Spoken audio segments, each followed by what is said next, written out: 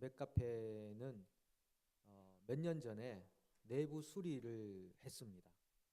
저는 그때 내부 수리를 할 때 낭비하는 거 아닌가 생각했습니다. 이렇게 좋은 내부 설계를 가지고 있는데 디자인도 좋은데 이걸 왜 굳이 돈 들여서 바꾸나 생각했습니다. 근데 몇 년이 뭡니까? 몇 달이 지나지 않아 또 다시 공사를 시작하는 것을 보고 참 이상하다라고 생각했었습니다. 그래서 지금 가보시면 예전하고는 많이 달라져 있습니다. 내부 장식도 많이 바뀌고 디자인도 많이 바뀌어서 이제는 맥도날드가 아니라 정말 맥카페 중심의 그런 식당이 되었습니다. 여러분 가보셨죠? 네. 안 가보신 분들은 조만간에 저랑 한번 같이 가시죠. 네. 제가 거기서 뭘 받고 여러분들에게 말씀드리는 건 아닙니다.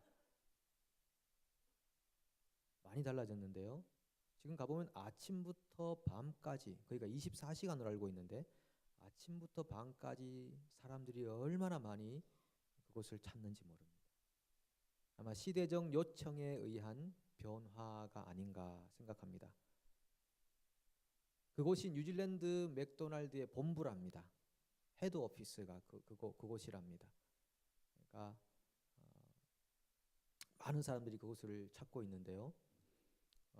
이런 그 변화가 있을 때 성장이 있다라고 하는 것입니다. 영적인 성장도 마찬가지입니다. 변화를 경험하지 못하면 성장을 기대할 수가 없다. 만약 찾아온 변화의 기회를 놓쳐버리면 성장은 절대 경험하지 못합니다. 그런데 이 변화는 바깥에서 주어지는 기회일 수도 있고 아니면 내가 찾아가는 그런 일일 수도 있겠습니다. 몇 가지 실례를 보면 미국의 대통령이었던 22대, 24대 대통령 클리블랜드는 젊은 시절에 많이 방황을 하며 살았습니다.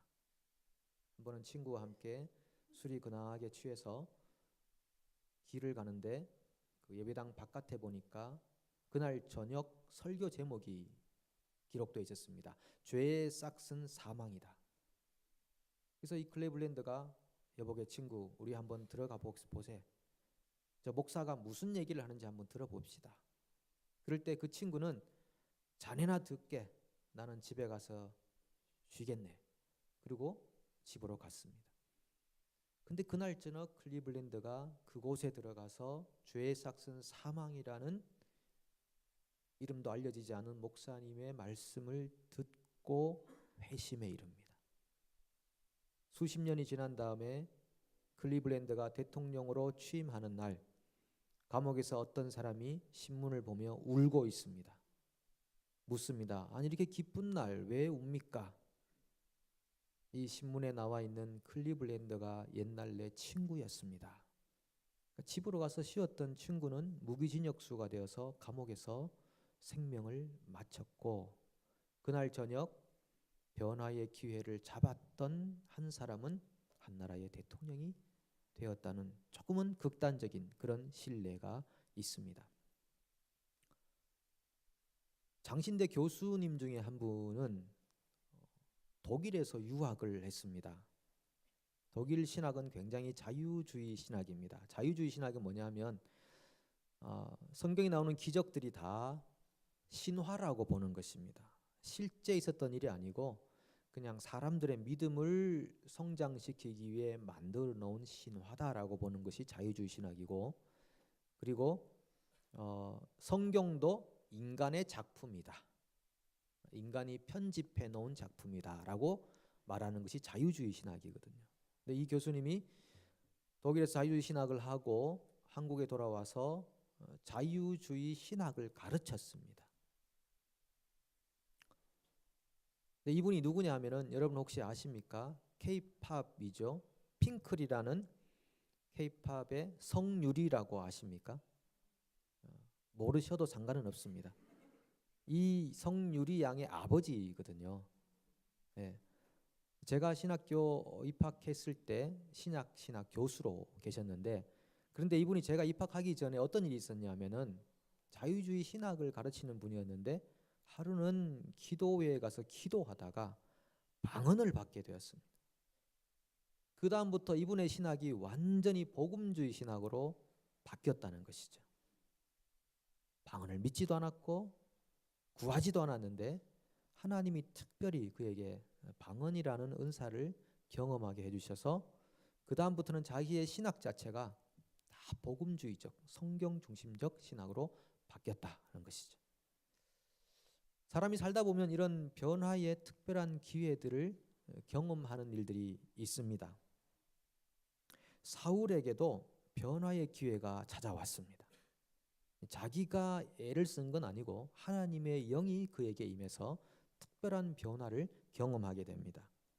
사무엘이 사울을 만나서 뭐라고 합니까? 여호와의 영이 크게 임하리니 너도 그들과 함께 예언을 하고 변하여 새 사람이 되리라. 하나님이 계획하신 특별한 변화의 사건이 사울에게 일어납니다. 생각도 못했던 일이었습니다. 한 번도 생각하지 않았던 일이 그에게 일어났다라는 것입니다. 이 자리에 있는 우리들 중에는 내가 생각지 못했던 인생을 사는 경우들이 있습니다. 내가 왜 이 예배 자리에 앉아 있을까? 예전 내 성품이나 성격 같으면 이 자리에는 앉아 있을 내가 아닌데 말이죠. 늘 교회를 비판적 시각으로 바라보던 나였는데 어떻게 내가 이 예배 자리에 앉아 있을까? 참 신기하다. 또 어떤 분들은 말씀 가르치는 자리에 앉아 있습니다. 가르침을 배우는 자리에, 어떤 분은 말씀을 가르치는 자리에. 어떻게 해서 내가 이런 자리에 내가 있게 되었을까? 어떤 분들은 남들을 열심히 섬기는 자리에 서 있습니다. 생각해 보면 참 이상합니다. 나는 늘 나 중심적인 삶을 살았던 사람인데 어떻게 내가 남을 지금 섬긴다고 내 시간을 내어주고 있을까? 참 신기하다. 그런 고백을 하는 일들이 종종 있을 겁니다. 이런 시간들이 주어지는 이유는 그간의 우리의 삶 속에 변화의 기회가 있었기 때문에, 특별한 계기와 동기가 있었기 때문에, 하나님의 은혜로 말미암아 변화되어 가기 때문에 경험하는 그런 사건들이라 할 수 있습니다. 근데 많은 경우에 모태신앙인 분들은 이런 고백을 많이 하시죠. 저는 모태신앙이라 특별한 체험이 없습니다. 특별한 경험이 없어서 그냥 신앙생활이 밋밋하고 지루합니다. 그런 고백을 하시는 분들이 있습니다. 실제로 모태신앙 분들은 모든 걸 자연스럽게 받아들이세요. 그건 장점입니다. 자연스럽게 모든 걸 받아들이시는데 단점이 있다면 신앙생활의 역동성이 부족하다는 것입니다. 늘 그렇게 살아왔기 때문에, 어릴 때부터 기독교 문화에서 자라왔기 때문에 특별한 감동이나 체험이 없어도 그냥 살아가는 것입니다. 그런 일들이 있는데, 그런 지루하고 밋밋한 신앙이 지속되기 시작하면요, 변질된다는 거 아십니까? 여러분, 변화를 경험하지 못하면 변질될 가능성이 많다는 것 아십니까? 어떤 해안가에 인명구조대가 있었습니다. 소수였지만 열심히 일을 했습니다. 바다에 빠진 사람 구해주고, 그래서 많은 사람들을 건져냈었습니다. 근데 사람들이 보니까 그 구조대원들이 너무 열심히 일하고 아름답게 일하는 겁니다. 그래서 그때부터 후원을 막 하기 시작했습니다. 후원금이 늘어나니까 배도 한 척 사고, 그리고 새로운 인명구조대원도 영입하고, 조금 지나서 재정이 넉넉하니까 건물도 짓고 가구도 들여놓고 그렇게 일을 하기 시작했습니다. 시간이 좀 더 지나니까 많은 사람들이 그곳을 찾아옵니다. 찾아와서 건물을 차지하고 있습니다. 그리고 건물 안에서 서로 즐기고 있습니다. 어떤 분들은 임원이라는 배지를 달고 그곳에 앉아 있기만 합니다. 더 이상 구조대원으로 바깥을 나가지 않습니다. 그래서 몇몇의 사람들이 긴장을 하고 이래서 되겠나 싶어서 또 그곳을 탈출하여 새로운 인명구조대를 만들었습니다. 아무것도 없지만, 아주 초라하지만 새로 인명구조대를 만들었습니다. 그래서 열심히 바다에 들어가서 사람들을 건져오기 시작합니다. 보람도 있고 즐거웠습니다. 많은 사람들이 보니까 기존에 지었던 건물이 있는 구조대는 이제 거의 일을 하지 않고 새로운 몇 명의 사람들이 일을 하기에 자신들의 후원금을 그쪽으로 돌리기 시작했습니다. 후원금이 모이고 생기면서 배도 사고 새로운 인명대원을 영입하고 거기 또 건물을 짓고 가구를 들여놓았더니 똑같이 또 거기 앉아서 침묵하기 시작했습니다. 더 이상 구조하러 나가지 않았습니다. 어떤 분들은 임원이라는 또 배지를 달고 그곳에 즐기기만 하고 있습니다. 그래서 또 다른 몇 명의 사람들이 그곳을 나와서 새로운 구조대원을 세웠습니다. 네버 엔딩 스토리입니다. 계속 반복되는 스토리죠. 이 이야기는 현대 교회의 모습이라고 선교 신학자들이 이구동성으로 이야기하는 것입니다. 교회가 본질적으로 해야 되는 일은 잃어버리고 건물에 앉아 침묵만 하고 있다라는 것입니다. 우리가 예전에 말씀 나눴듯이 초대교회의 그 순수한 그리스도 안에서의 역동성이 있는 교제, 그 교제가 그리스로 넘어가니까 철학이 되어버리고 로마로 넘어가니까 제도가 되어버리고 유럽으로 넘어가니까 문화가 되어버리고 미국으로 넘어가니까 기업이 되어버렸다. 기독교가 기업이 되어버렸다. 한국으로 건너와서 대기업이 되었다라는 거 아닙니까? 교회가 기업이 되어버렸다라는 것입니다. 본질을 잃어버렸다. 변화의 역사들을 더 이상 경험하지 않는 그런 굳어진 공동체가 되어버렸다라는 거죠. 여러분, 내가 기독교 집안에서 자랐느냐 아니냐 그게 중요한 것이 절대 아닙니다. 우리가 몇 대 손이냐 기독교에 그게 중요한 것이 아닙니다. 여러분, 사무엘의 아들들을 보십시오. 사무엘은 얼마나 탁월한 지도자입니까? 그 가정에서 자랐다면 그 자녀들도 그래야 할 텐데 그러지 못했습니다. 심지어는 다윗은 어떻습니까? 내가 다윗의 아들로 태어났다. 얼마나 영광스럽습니까? 근데 다윗의 아들들도 영성이 그렇게 좋지 못했습니다. 이 영성이라는 것은, 변화라는 것은 각 개인이 하나님 앞에서 경험해야 되는 일들이죠. 하나님께서 오늘 우리를 그런 변화의 삶으로 초대하고 계십니다. 성경에 보면 모태신앙을 가졌던 두 사람이 나타납니다. 니고데모라는 사람이 있고 젊은 한 청년이 나타납니다. 니고데모는 정말 모든 조건을 다 갖춘 사람이었습니다. 학식이 높습니다. 아주 명예가 있는 사람입니다. 경험도 많고 그리고 사람들에게 아주 힘 있는 사람으로 이렇게 여겨지는 사람이었죠. 이 사람이 하루는 예수님을 찾아옵니다. 그것도 밤에 찾아왔다고 그랬습니다. 예수님과 대화하는 중에 예수님께서 사람이 거듭나야 된다라는 말씀을 하셨는데 니고데모는 도무지 이해하지 못했습니다. 거듭난다는 것이 무엇입니까? 사람이 어찌 어머니 뱃속에 들어가서 다시 태어날 수가 있겠습니까?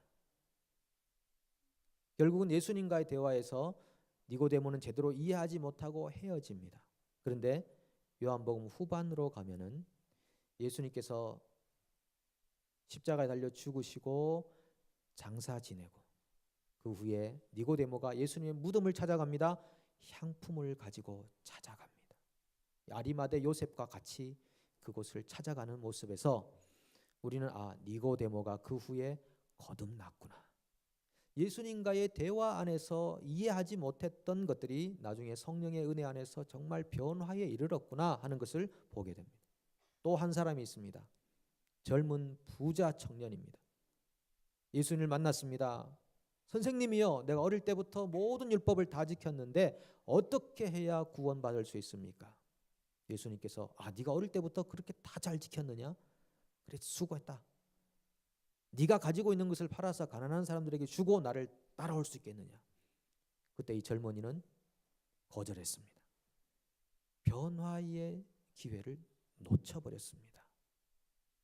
그리고 그에 대한 스토리는 성경에 더 이상 기록되어 있지 않습니다. 여러분, 변화의 기회가 오늘일 수도 있을 것 같습니다.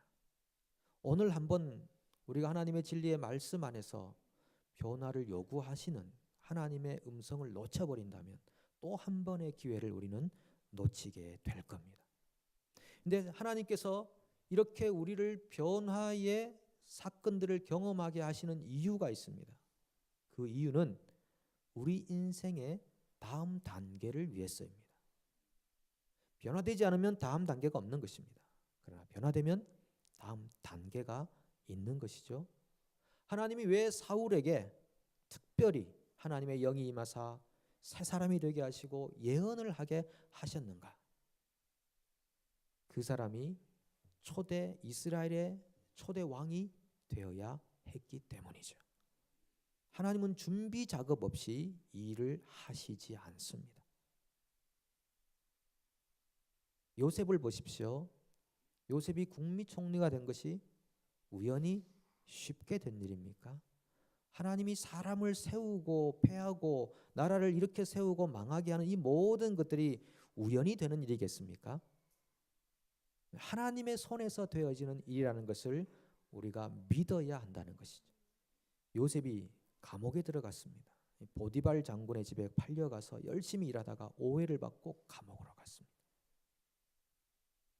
그 감옥의 시간이 왜 요셉에게 필요했겠습니까? 하나님의 시간 계획 속에 그가 이집트의 국무총리가 되어야 하기에 그 일뿐 아니라 그 일로 말미암아 택한 이스라엘 아브라함의 후손이 구원을 받아야 하기에 하나님은 그 시간표 안에서 요셉을 감옥으로 집어 던진 것입니다. 그곳에서 그가 인내하면서 견뎌낸 그런 변화의 시간들, 그 전에 정말 경험하지 못했던, 아니 계획도 없었고 상상도 못했던 그 감옥에서의 시간이 그에게는 정말 절호의 기회였습니다. 변화를 경험할 수 있는 기회였습니다. 내가 이 억울하게 갇힌 감옥에서도 간수장이 인정할 만한 사람으로 살 수 있구나. 이런 특별한 경험 이후에 하나님이 그를 국무총리로 세우시는 것이죠. 이런 준비 작업들이 다 우리 인생 안에도 있다는 것입니다.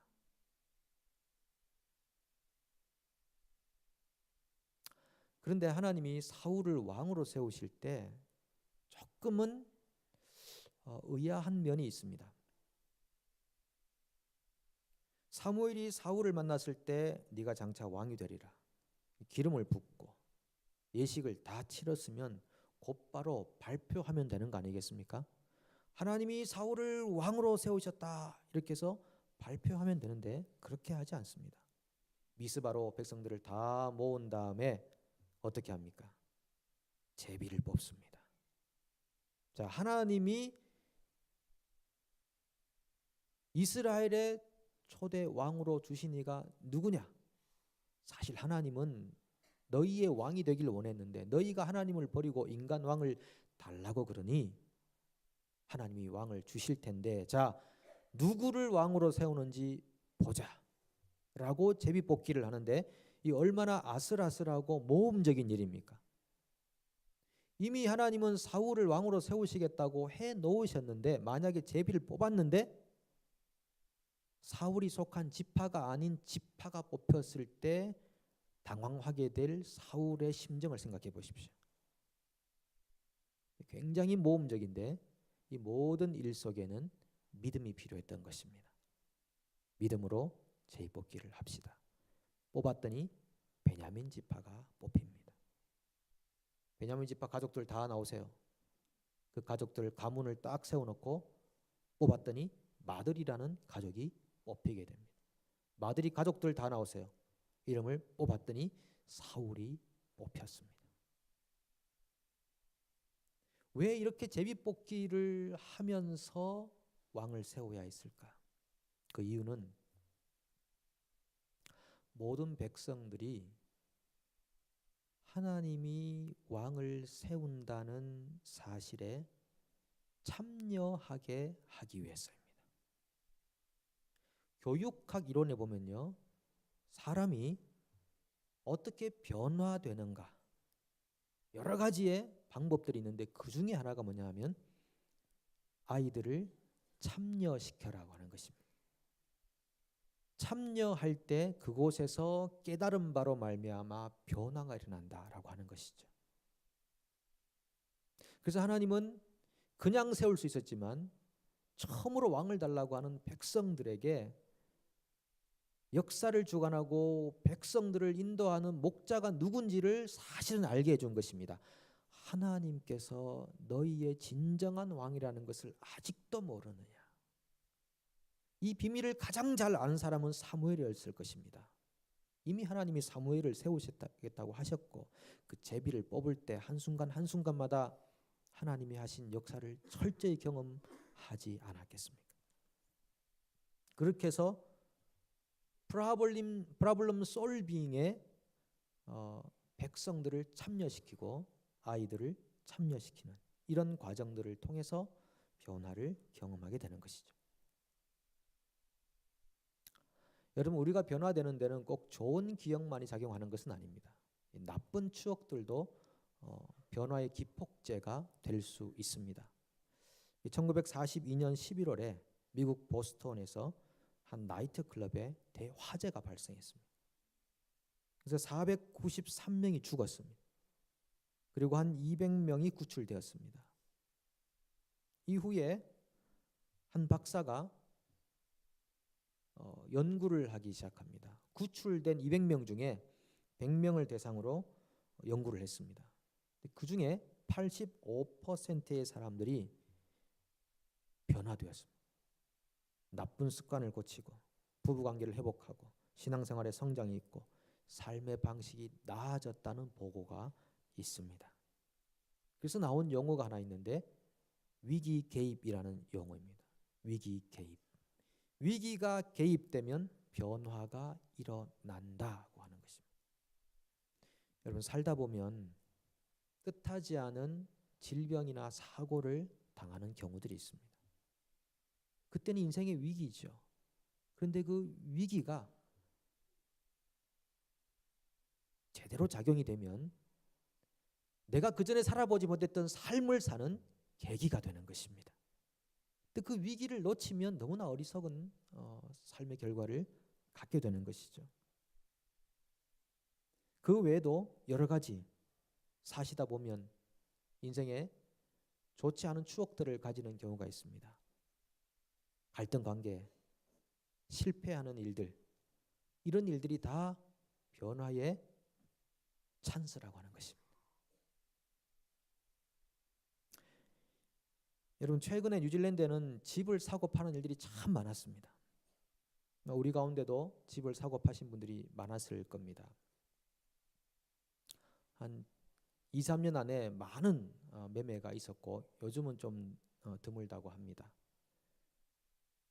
집을 사고 팔며 이사를 이곳저곳으로 다니는 일들이 참 많은데 어떤 분들이 그렇게 말합니다. 심리적으로 이사를 많이 다니는 경우는 의도적으로 이사를 다니는 거죠. 환경에 의해서가 아니라 뭔가 변화를 추구하고는 싶은데 내면적 변화에 이르지 못해서 외형적 변화를 추구하는 일 때문에 이사를 많이 다닌다는 것입니다. 미국의 어떤 가정에 이런 일이 있었습니다. 어떤 한 주부가 이사를 자꾸 다니는 것입니다. 주를 바꿔가면서 이사를 다닙니다. 그래서 한 번은 그 집에서 일하는 우리 가정부가 이렇게 말했습니다. 당신이 원하시면 지금이라도 이사는 할 수 있지만 당신 자신이 변화되기 전에는 아무것도 달라지는 것이 없을 겁니다. 나를 기둥에 딱 세워놓고 모든 환경을 변화시켜서 내가 색다른 삶을 살고자 하지만 자기의 내면의 변화가 생기지 않으면 절대 새로운 인생을 경험할 수 없다는 가정부의 이야기. 오늘 주님의 음성 아니겠습니까? 참 옳은 이야기죠. 내가 변하지 않으면 남을 자꾸 변화시키려고 합니다. 그래서 변화를 경험하려고 하는데 그렇지 않습니다. 변화란 내 안에서 시작되어야 하는 것입니다. 그때 새로운 인생의 모멘텀을 경험하는 것이죠. 남한 장군이 문둥병 환자였습니다. 문둥병이라는 것은 절대 변하지 않는 고착된 인생을 의미하는 것입니다. 살이 썩어갑니다. 변화가 안 되면 변질이 된다고 했던 것처럼 살이 썩어져 들어가는 거죠. 문둥병입니다. 변화를 거부하는 굳어짐, 그것이 나병이고 문둥병이죠. 엘리사가 강물에 가서 씻으라 라고 했을 때 이 문둥병 환자인 나만은 못 간다. 그 병의 증세를 그대로 드러내고 있는 것입니다. 안 된다. 나는 그렇게 하지 않을 것이다. 주어진 음성에 순종하지 않는 것입니다. 그때 그 종이 요청합니다. 아니 장군님, 왜 그거 못 하십니까? 죽는 신용이라도 해야 될 텐데 가서 씻으십시오. 정신을 차린 것이죠. 그래서 가서 억지로 물에 몸을 담궜습니다. 순종해 봤더니 변화가 생겼습니다. 치유가 일어났습니다. 만약 그가 그 강에 들어가지 않았다면 어떻게 되었을까요? 그 병으로 그는 얼마 살지 못하고 죽었을 것 같습니다. 그런데 그가 치유를 얻었죠. 변화에 이른 것입니다. 여러분 혹시 지금까지 안 해보신 일을 한번 해보시고 싶지 않으십니까? 그냥 스스로 나를 안전한 울타리에 가둬놓고 그냥 나는 변하지 않고 다른 것들이 변하기를 바라는 삶 말고 내가 지금까지 안 해본 일을 한번 해보십시오. 내가 지금까지 새벽기도 한 번도 안 가봤는데 이번에 한번 내가 가봐야 되겠다. 변화의 기회입니다. 예배당 오셔서요, 한 번도 안 앉아본 자리에 한번 앉아보십시오. 나는 늘 그 자리에만 고집했는데 다른 자리에 한번 앉아봐야 되겠다. 우린 그것도 못하거든요. 그것도 안 되거든요. 한 번도 안 해본 일. 여러분 출근하실 때 한 번도 안 가본 길로 한번 가보십시오. 그것도 안 되거든요. 오늘 예배 마치고 나가시면서 한 번도 대화 안 해본 분하고 한번 대화해 보십시오. 그분이 깜짝 놀라긴 하겠지만은 한번 해보십시오. 너무나 굳어진 상태로 인생을 살지 말자 이거죠. 그런 변화를 추구할 때 그 변화로 말미암아 하나님이 예비하신 나의 인생의 넥스트 스텝이 전개될 줄로 믿습니다. 기도하겠습니다. 하나님 감사합니다. 하나님의 영이 우리에게 임하여 주시고 우리가 능동적으로 그 일에 참여하게 도와주셔서 해보지 않은 일 감당할 수 있게 도와주시기 원하고 우리 인생이 그냥 지루하고 밋밋한 신앙으로 치닫지 않게 도와주시고 날마다 하나님의 도우심 안에서 적극적으로 변화에 이르기를 사모하며 살게 하옵소서. 예수님의 이름으로 기도합니다. 아멘.